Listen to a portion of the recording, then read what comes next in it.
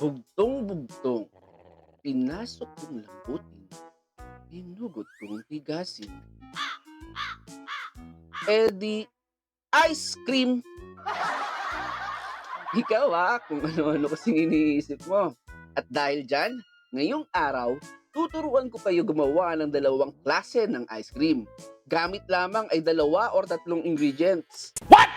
Oo, tama, narinig mo. Dalawa or tatlong ingredients lang. Ang banana and cookies and cream, ice cream.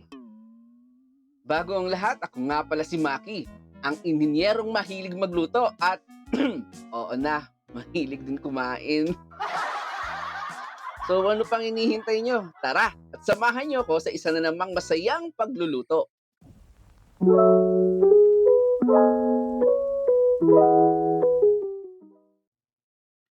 Bago tayo magluto, i-click sa ibaba ang subscribe button and notification bell para lagi kang updated tuwing may bago tayong recipe. Tatlong ingredients lang ang kailangan para makagawa ng banana ice cream. Para sa first ingredients, gagamit tayo ng 2 pack ng Nestle All-Purpose Cream. Dapat ay chilled or nasa ref man lang ito ng 4 to 8 hours bago gamitin. Ang second ingredients naman ay kalahating lata ng condensed milk. Pwede kahit anong brand, pero mas prefer ko ang Angel dahil mura na, mas creamy pa kesa sa ibang brand. And finally, gagamit tayo ng 3/4 kilo ng lakatan na saging. Mas okay kung hinog para mas malasa ang maproduce nating ice cream. Pwede din tayong gumamit ng green na saging kung walang lakatan. Aside sa mura ito, ibang flavor din ang dala nito at dekalidad ang magagawa rin nating ice cream. Ilagay sa isang bowl ang 2 pack ng all-purpose cream. Yan, pisilin mo lang ng pisilin hanggang lumabas. Ganito ang magiging itsura o texture ng ating cream pag chilled or galing sa ref. Gagamit tayo ng electric hand mixer para i-whip ang cream. Set lang muna ito sa slow to medium speed for 20 seconds. Then switch to maximum speed and continue to mix for about 8 to 10 minutes hanggang sa mag-steep peak at magdoble ang volume size ng ating cream. Take note lang para tumagal ang lifespan ng ating mixer, ipahinga ito every 5 minutes of continuous use, especially kung naka-maximum speed ka. Trust me, nakailang palit na po ako ng mixer.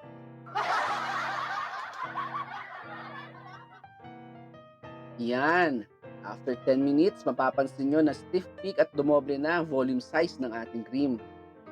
Isang technique para malaman na stiff peak ay baligtarin mo ang bowl at pag hindi ito natapon, ibig sabihin stiff peak na. Galing, di ba? Ngayon naman ay ilagay na natin ang kalahating lata ng condensed milk sa ating cream. I-mix natin ito using electric hand mixer for another 5 minutes at maximum speed.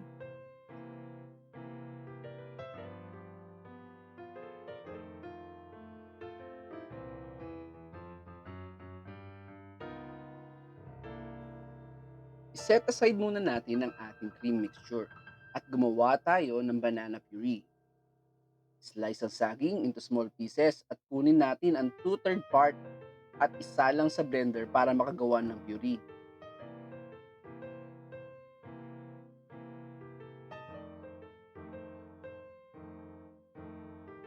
Salin ang banana puree sa ating cream mixture. Then i-fold lang ito ng dahan-dahan.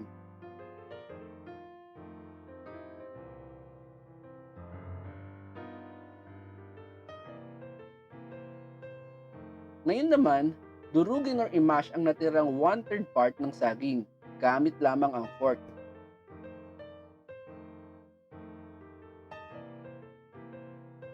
Ilagay ang mashed banana sa ating mixture at i-fold muli ng dahan-dahan.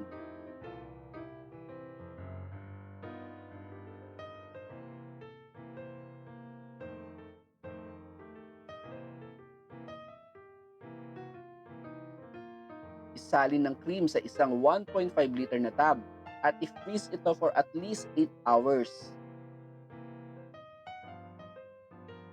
Siya nga pala, huwag mong kalimutang sabihan ng iyong nanay at Baka masermonan ka tulad nito. Aba, Totoy! Ikaw ba naglagay ng ice cream sa lagayan ng isda?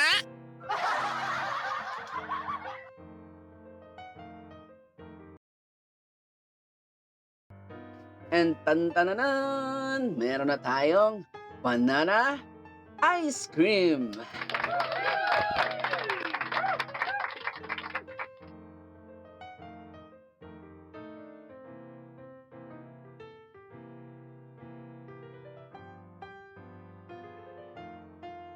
Yan, the best talaga ang ice cream na to. Aside sa healthy na, hindi pa madaling matunaw ang nagawa nating ice cream. Ano pang hinihintay nyo? Subukan nyo na.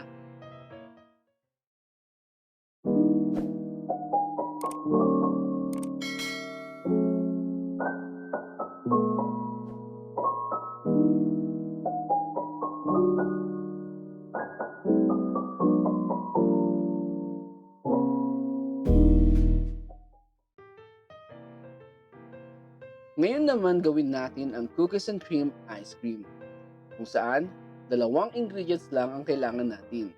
What? Yes guys, dalawa nga lang.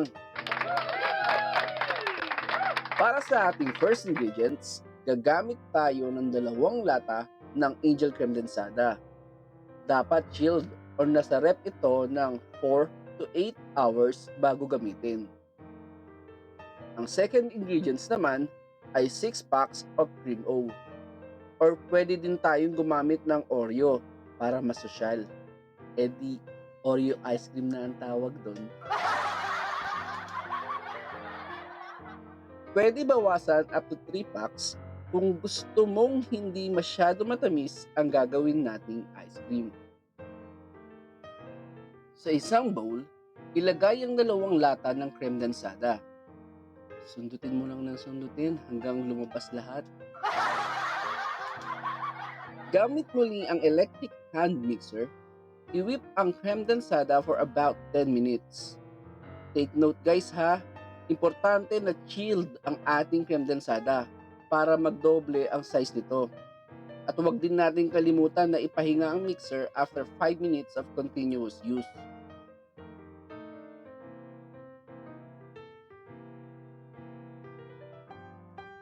Yan. After 10 minutes, ganito na ang maging texture ng ating kremdensada. Hindi talaga ito mag-stiff peak gaya ng all-purpose cream. Kasi nga, hindi na ito pure cream. May halo na itong sweetened milk. Set aside lang muna natin ng cream at durugin natin ang ating cream O. Gamit ng isang matigas at mabigat na bagay, durugin ng cream O habang sarado pa ito. Sa ating recipe, isasama natin ang vanilla fillings. Kasi nga, kasama sa bayad yan. May option tayo na tanggalin ng vanilla fillings kung gusto mo na maging less sweet ang ating ice cream. Ipunin ang crushed cookies sa isang maliit na bowl. Ilagay ang crushed cookies sa ating cream at i-fold ito ng dahan-dahan.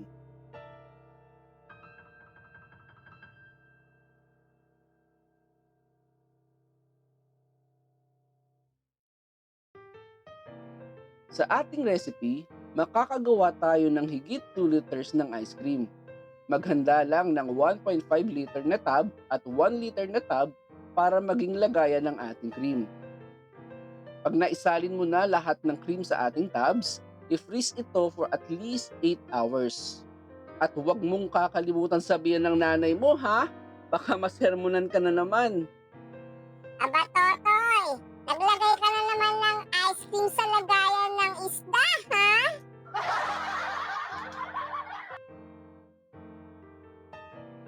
And tada! Meron na tayong cookies and cream ice cream! Siguradong magugustuhan ng mga chikiting at heart ang recipe na ito. Sundin lang ang procedure and advice sa video na ito para makagawa ng ice cream na panalo ang texture, hindi madali matunaw, at syempre, masarap! Kung nagustuhan mo ang ating recipe at ang ating video, Huwag kalimutang mag-like and subscribe. Mag-comment ka na din para ma-shoutout kita sa susunod kong video. See ya! Peace! Shoutout nga pala kina Kathleen, Ezekiel, Elijah, Rolito Enriquez, Joanna Vlog, Leo Ecolin, and Casey Zia. Maraming salamat po sa inyong suporta. Zombie Apocalypse.